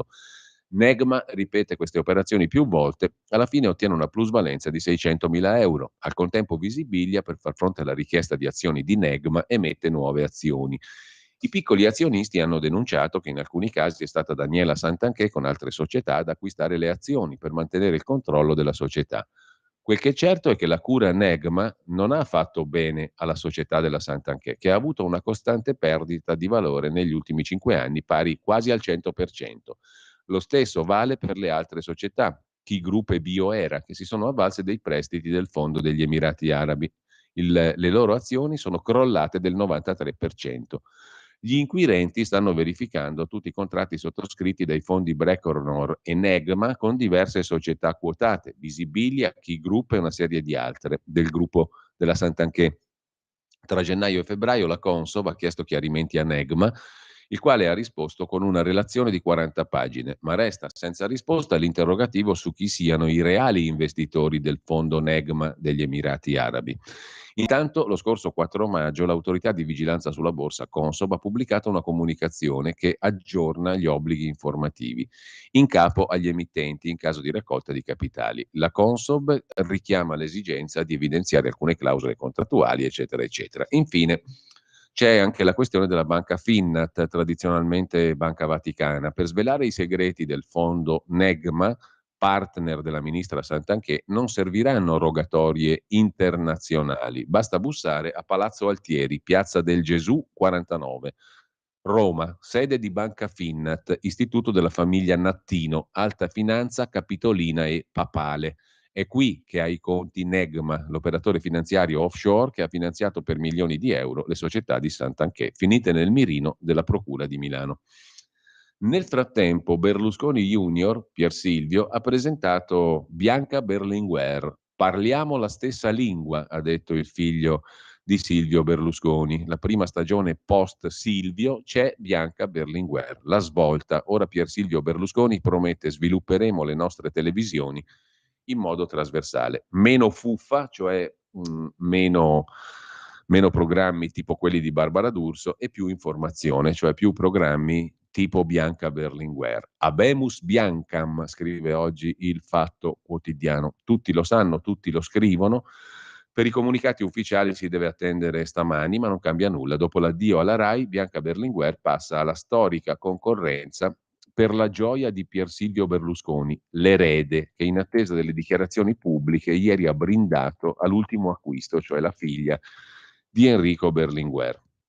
Si è incazzata mica poco Barbara D'Urso, che aveva speso parole autocelebrative attribuendole a Berlusconi il giorno del funerale di Silvio. Intervistata il giorno del funerale aveva detto: Berlusconi mi ha chiamato proprio ieri, mi ha detto sei la migliore, sei la migliore, sei la migliore. Il figlio l'ha fatta fuori. La sentenza di Pier Silvio: sono stata lasciata a casa senza alcun preavviso, si lamenta Barbara D'Urso su Repubblica. I modi sono inaccettabili, mi hanno ferito profondamente, non mi hanno dato la possibilità di salutare i miei spettatori. Se fossi trash col programma sotto testata giornalistica avrei un richiamo dal comitato di redazione. Non è mai successo. Vedo cose molto trash esaltate su Canale 5. Il sentimento dominante è il dolore, lo sgomento, la rabbia. La cosa che mi fa più male: non mi hanno permesso di salutare il mio pubblico, dice Barbara D'Urso. La sentenza l'ha emessa Pier Silvio, è incazzata nera la signora Barbara D'Urso, mentre su Start Magazine vi segnalo un articolo di Francis Walsingham sul perché Telecom ha denunciato Luigi Bisignani, l'uomo che sussurra i potenti. Il caso Copasir Madron.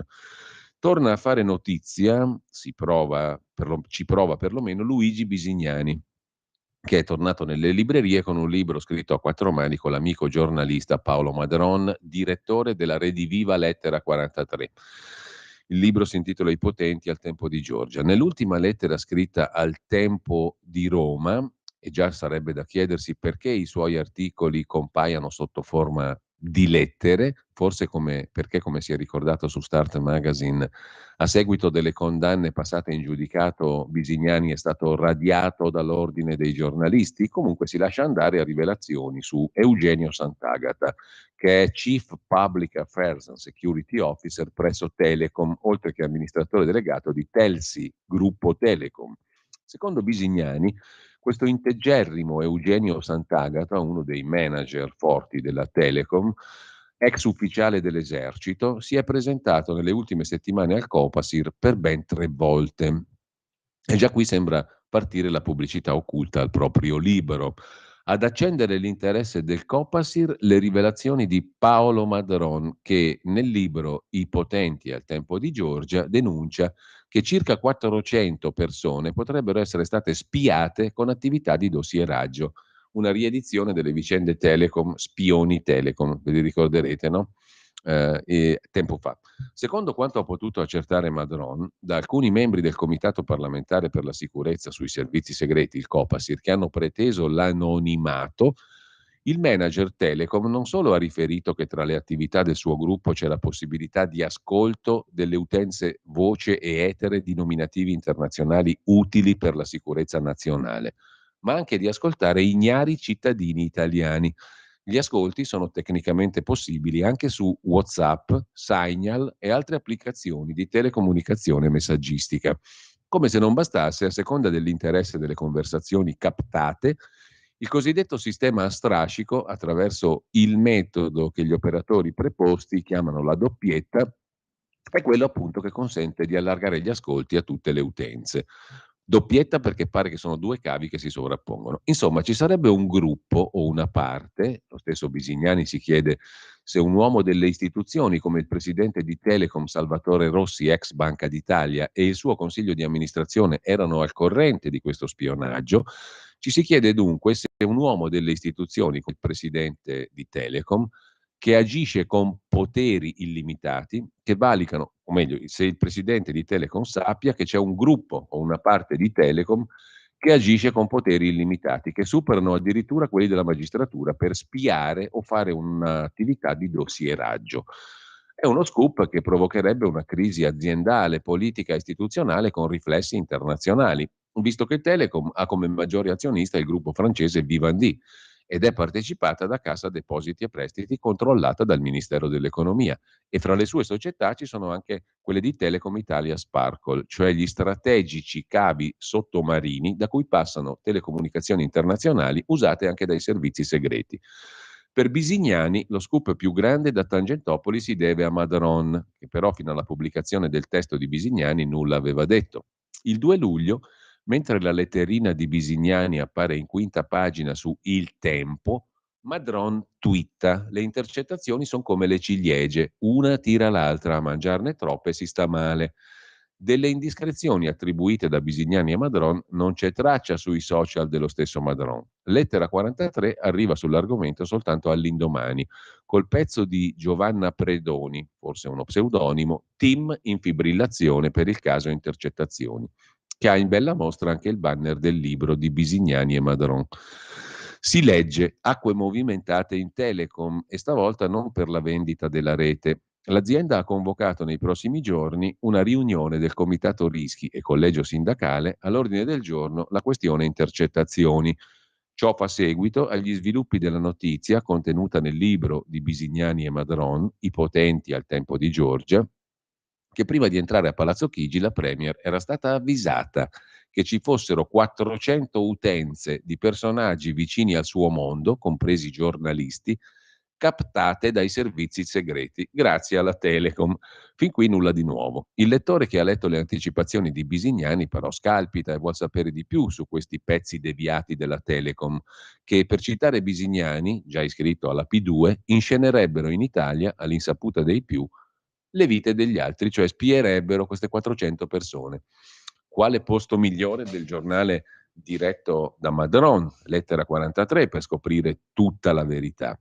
L'articolo di Lettera 43 prosegue: in un'audizione al Copasir del 20 giugno, il responsabile sicurezza e public affairs di Telecom, Eugenio Sant'Agata, ha confermato che tra le attività di Telecom rientra non solo fare intercettazioni utili alla sicurezza nazionale, ma anche estenderle, se l'autorità lo ritenesse, a comuni cittadini, con quello che viene definito sistema a strascico, il che vuol dire che sotto il sacrosanto motivo della sicurezza nazionale si rischia di violare la privacy di tutti.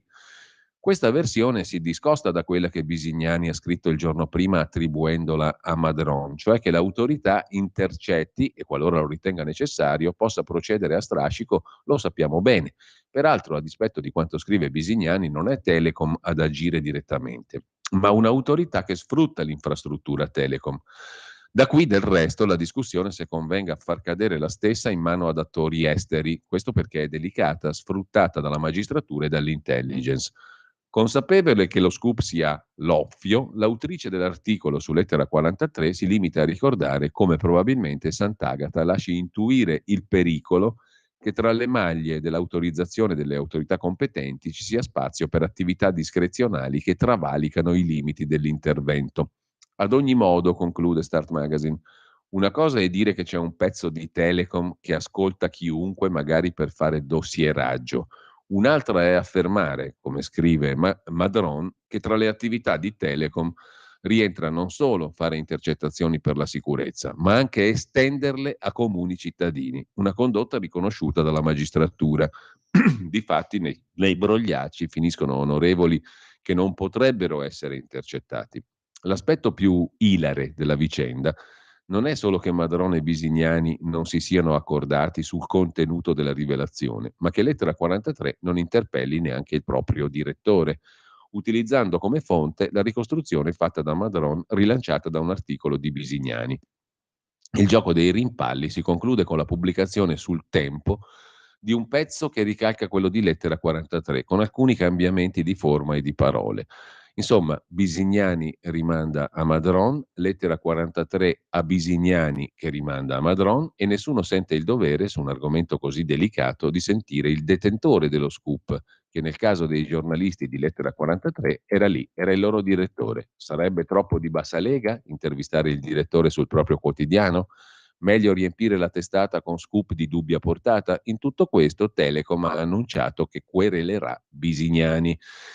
Infine, il presidente Copasir Guerini del PD sull'articolo di Bisignani ha detto che le notizie riportate dall'articolo sono destituite di fondamento. Dunque, la notizia vera è che tutto il casino di cui si è scritto su Tempo e Lettera 43 non si è invece parlato, come messo nero su bianco, da Copasir e da Tim. Di tutto questo allora cosa rimane? Che ci spiano sostanzialmente, bella scoperta. Mentre vi segnalo su Atlantico Quotidiano il pezzo di Marco Ugo Barsotti sul Donbass, un disastro ambientale di cui nessuno parla. Dalle miniere allagate, contaminazione dell'acqua, fughe di gas e la minaccia Klizbaz, una seconda Chernobyl a quasi 1000 metri di profondità. Conosciamo tutti il bilancio di perdite di vite umane della guerra in Ucraina, i danni alle infrastrutture. Oltre a questo c'è un aspetto meno conosciuto che ci è stato segnalato da Giovanni Brussato. Lo ha definito il bilancio ambientale. Abbiamo deciso di ricontattarlo per approfondire, scrive Marco Ugo Barsotti su Atlantico Quotidiano di oggi, dove si parla del disastro ambientale in atto di cui nessuno parla nel Donbass. L'occupazione dell'Ucraina orientale da parte di truppe russe nel 14 e i successivi combattimenti 14-17 hanno causato interruzioni di corrente e l'allagamento dei pozzi delle miniere di carbone, una situazione che con l'invasione del 22 è andata aggravandosi. Oggi la situazione delle miniere non sotto controllo governativo non è verificata perché non è consentito l'accesso agli impianti. Qualsiasi informazione è ottenuta da fonti non ufficiali. Questo rappresenta una minaccia significativa per l'ambiente. Fiamma Nirenstein invece ci conduce all'interno della questione delle ultime ondate di operazioni militari di Israele sui palestinesi, su Jenin, la vendetta palestinese, un jihadista in auto ha falciato i pedoni a Tel Aviv. È una nuova escalation contro i civili, scrive sul giornale oggi Fiamma Nirenstein, e Israele agisce solo per autodifesa. Nel paese 200 attentati da inizio anno. Ecco perché anche la sinistra approva l'azione antiterrorismo dell'esercito a Jenin, lo zampino dell'Iran. La strategia dei terroristi è più internazionale, l'Iran incita e arma. Torniamo brevemente ad Atlantico Quotidiano, qui vi segnalo un altro articolo di sicuro interesse. Siete sicuri che la vostra auto elettrica a pile sia così green? Scrive Vincent Vega. Abbiamo calcolato l'impatto ambientale ed energetico del solo pacco batterie di una media auto elettrica e il confronto con un diesel è sorprendente. Leggetevelo il pezzo, ve lo segnalo in home page oggi sul sito di Atlantico Quotidiano. Da Atlantico Quotidiano a Italia Oggi, qui ci sono due commenti interessanti nella pagina dei commenti, appunto a pagina 2, quello di Marino Longoni sulla questione dell'inclusione, la sostenibilità, la resilienza, tutti questi mantra ripetuti in continuazione da tutte le autorità a partire dall'Europa, dai guru della comunicazione politica e ormai anche dalla pubblicità. Certo, inclusione, ma non per chi eccepisce. Cosa si nasconde dietro le moderne parole d'ordine? Sostenibilità, inclusione, resilienza. Se non ti adegui sei fuori, comprometti la tua dignità, magari perdi i contributi europei, ma c'è un altro lato della medaglia che si preferisce ignorare perché smonta un po' questa tensione ideale. Sostenibilità, per esempio, scrive Longoni, è un imperativo che nasce nei salotti buoni delle metropoli dell'Occidente, preoccupa molto i super ricchi e gli influencer, quelli che vivono in ville con parco o nelle ZTL, hanno almeno un paio di belle automobili, viaggiano in aereo, fanno vacanze esotiche, si vantano di nutrirsi con cibi che provengono da tutto il mondo.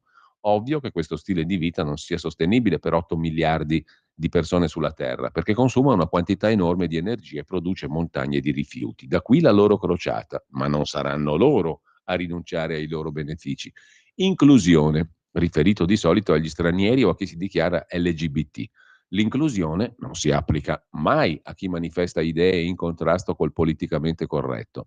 Se qualcuno sostiene che la differenza sessuale è biologica, ovvietà, va licenziato. Chi predica l'inclusione di solito si sente parte di un'elite morale, è impegnato a civilizzare il pianeta, è un alfiere della società dei diritti. Chi non la pensa come lui è un fascista, un relitto medioevale. Ci si schiera per chi, nei gay pride, manifesta in modo sguaiato per la libertà sessuale, ma si distrugge politicamente chi si concede qualche cenetta intima ad Arcore. Doppia morale. E infine c'è la resilienza. Esprime la capacità di essere flessibili, adattabili, resistenti alle contrarietà, disponibili alle idee nuove. Un atteggiamento richiesto a chi la pensa in modo diverso, perché noi, essendo nel giusto, non abbiamo bisogno di cambiare né di adattarci in nulla. Ovvio. Così Marino Longoni a pagina 2 di Italia Oggi. Andrea Molle, nella stessa pagina, si occupa del multiculturalismo alla francese. È andato in polvere un progetto, anziché dare lezioni agli altri, la Francia dovrebbe curare se stessa. Quanto accade oggi in Francia è frutto di processi pluriennali e scelte politiche disastrose, dettate da logiche elettorali, con l'insopportabile supponenza di un capo di Stato schiavo della propria grandeur, incapace di rendersi conto dei propri limiti e della propria ipocrisia, anche se va ricordato che non si tratta della prima volta che le banlieue si infiammano. Quel che spaventa è il rischio che la protesta si estenda in tutta Europa. Tra l'imbarazzo omertoso dei media e le penose sponde politiche di molti leader europei, che chiudono quasi sempre un occhio, quello che si sta consumando è il crollo del multiculturalismo alla francese, per anni presentato come una panacea, la segregazione mascherata da accoglienza, che aliena invece di integrare, scrive il professor Andrea Molle. Sulla questione della Francia c'è da segnalare anche il giornale, una pagina di cronaca, il mea culpa di Macron con i sindaci, inattuato il piano banlieue di Sarkozy, e la intervista sul giornale di Francesco Giubilei a Alain de Benoist, un nome storico della cultura francese, filosofo, ideatore della nuova destra, la Nouvelle Droite, autore di numerose opere tradotte anche in italiano. Le seconde generazioni sono senza identità, dice il professor de Benoist. Non sono rivolte politiche ma sociali, non si sentono francesi e il legame con i paesi di provenienza è artificiale. Da questa frustrazione nasce la rabbia. Abbiamo buttato miliardi per il vano recupero delle banlieue. Il governo italiano deve imparare da quel che sta accadendo in Francia. Anche De Benoist sottolinea il multiculturalismo ha fallito, ma non è solo questo. Le violente rivolte di questi giorni sono la prova di un paese frammentato, non a causa degli immigrati, ma a causa di un'ideologia che ha sostituito la legge del profitto alle regole morali nella popolazione generale. In una società dominata da valori di mercato che creano le condizioni per la frammentazione, non dovrebbe sorprendere che nessuno si preoccupi del bene comune. La sinistra ha visto le rivolte come una rivolta sociale, la destra ha parlato di rivolta etnica. Entrambe le interpretazioni sono in parte vere, ma miopi. Per 40 anni sono stati investiti decine di miliardi di euro nella politica urbana, nel recupero dei quartieri difficili, senza risultato. La guerriglia urbana non è una guerra civile. In guerra civile si scontrano settori della popolazione, con la polizia e l'esercito divisi, cosa che non avviene oggi. In generale sono le interpretazioni politiche che si dimostrano incapaci di comprendere. Le attuali rivolte non sono di natura politica, i rivoltosi non hanno richieste, vogliono distruggere, saccheggiare. Quando i rappresentanti di sinistra o estrema sinistra si recano in quei quartieri per far capire che comprendono la rabbia dei rivoltosi, sono espulsi o ricevono sputi in faccia. La popolazione francese, dice ancora De Benoist, ha perso il senso di appartenenza a una comunità. I rivoltosi ne hanno uno o credono di averne uno. La crisi di identità francesi ha radici antiche. Sul giornale di oggi. Torniamo brevemente a proposito di Francia a Italia Oggi, 2 articoli. Massimo Solari, pagina 10, la Francia ha una storia di rivolte. I tumulti cominciarono nel 1359, molto prima della celebre rivoluzione del 1789.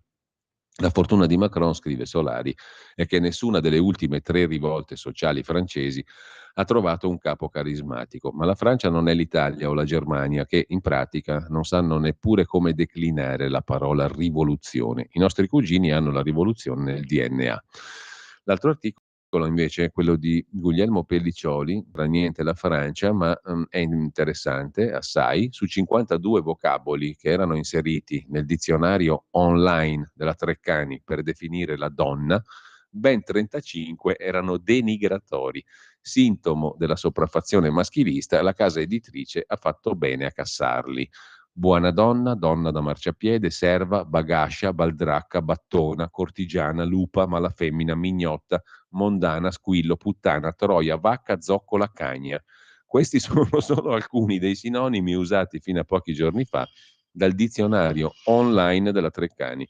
Oggi tutti i vocaboli sessisti e misogini sono stati sostituiti da vocaboli più inclusivi, scrive Pelliccioli. Sulla questione invece di Manuela Orlandi si sofferma su Italia Oggi a pagina 11 Pino Nicotri. La pista è quella dello spettacolo. Negli ultimi tempi la Orlandi marinava spesso la scuola, falsificava la firma dei suoi genitori perché voleva entrare nel mondo della TV, dello spettacolo. Ed è partita dalla RAI la telefonata che indica la sua sepoltura. Guardando lo spezzone famoso del video del programma televisivo Tandem, al quale Emanuela Orlandi partecipò il 20 maggio dell'83, un mese e 2 giorni prima di sparire, si nota che lei, scrive Nicotri, viene ripresa e messa in risalto con più evidenza rispetto agli altri studenti partecipanti e si nota che lei ne ha piacere. Emanuela è molto a suo agio.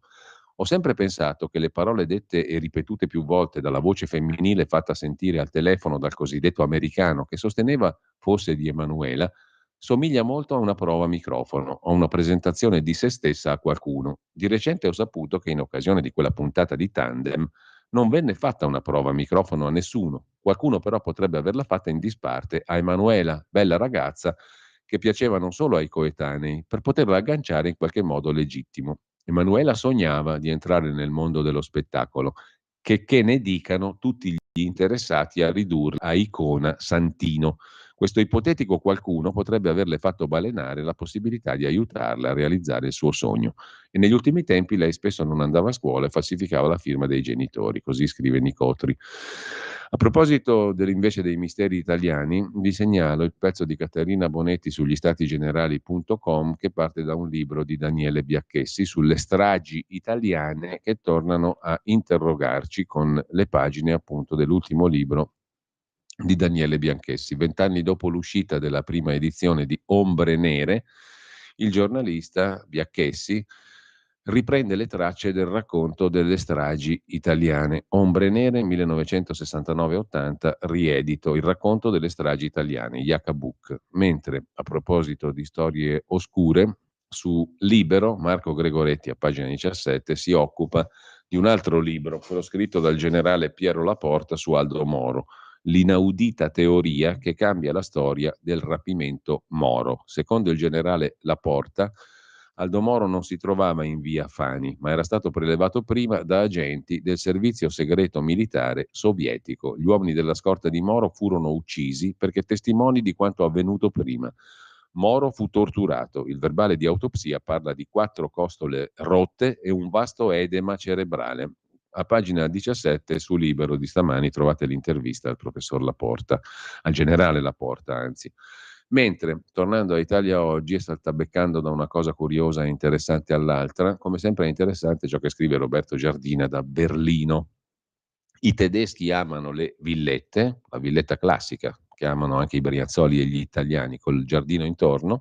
I tedeschi amano le villette anche se sono invise ai verdi. I verdi vorrebbero vietare le villette. Perché? Perché consumano troppa energia. Meglio abitare nei palazzoni, secondo i verdi. Hamburgo e Münster già non danno i permessi per costruire villette. Attenzione, potrebbe essere un rischio per il futuro. Vuoi vedere che accanto a tutte le fesserie ecologiche, green, eccetera, ci sarà anche il divieto di costruire villette perché consumano troppo? La classica villetta, simbolo di relativo benessere negli anni che furono, diventa una roba da evitare a tutti i costi perché non è green. Nel frattempo, a proposito di infrastrutture, non solo il ponte sullo stretto, ma una sorta di TAV tra l'Africa e la Spagna. Un TAV, un treno ad alta velocità sottomarino tra Unione Europea e Africa. Madrid ha stanziato 2.300.000 euro per studiare l'alta velocità a Gibilterra. È stato rilanciato il progetto di un tunnel ferroviario di 40 chilometri che collegherà la Spagna con il Marocco. Lo racconta Filippo Merli su Italia Oggi. Su Agenda Digitale, invece, vi segnalo un interessante pezzo di Giorgio Grossi, docente all'Università degli Studi di Milano Bicocca, sul fatto che ormai la nostra esistenza è tutta datificata.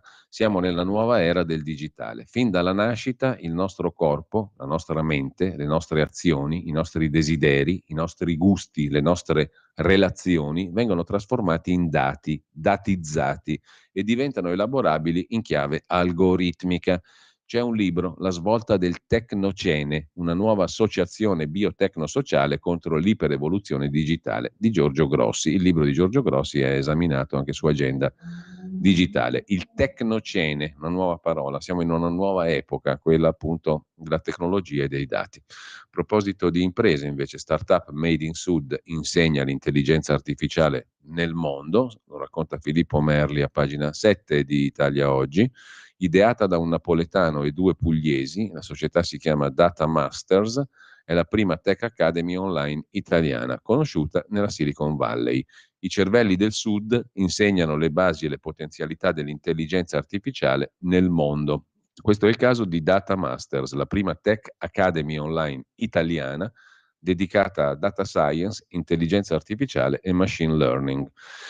In 12 minuti invece si arriva dal centro città a Linate, una rivoluzione, la metropolitana 4 inaugurata ieri in pompa magna arriva a San Babila, per Sala e Salvini bisogna lavorare insieme sulle opere, peccato che è in ritardo di anni. E poi, come racconta una lettrice al Corriere della Sera in una lettera, una lettrice che abita in zona Corsica vicino a Corso 22 Marzo a Milano.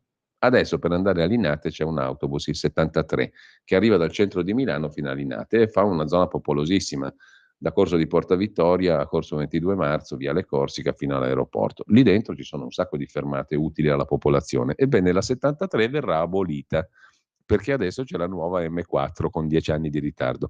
Quindi quelli che erano le esigenze dei cittadini non di andare a Linate, ma di fare tutto il percorso dal centro fino a Linate, che è popolatissimo, è una via di grandissimo scorrimento, benissimo, la aboliamo. L'autobus 73 verrà abolito. Geniale, veramente geniale Milano. Pensate invece che, a proposito di grandi opere, la corsia 90-91, che è una delle circonvallazioni esterne che fanno gli autobus a Milano, quella rotonda che gira intorno alla città, tra Zavattari e Stuparic, per fare 1 chilometro, indovinate quanto abbiamo speso? Noi cittadini, 23 milioni di euro, 23 milioni, complimenti al sindaco Sala.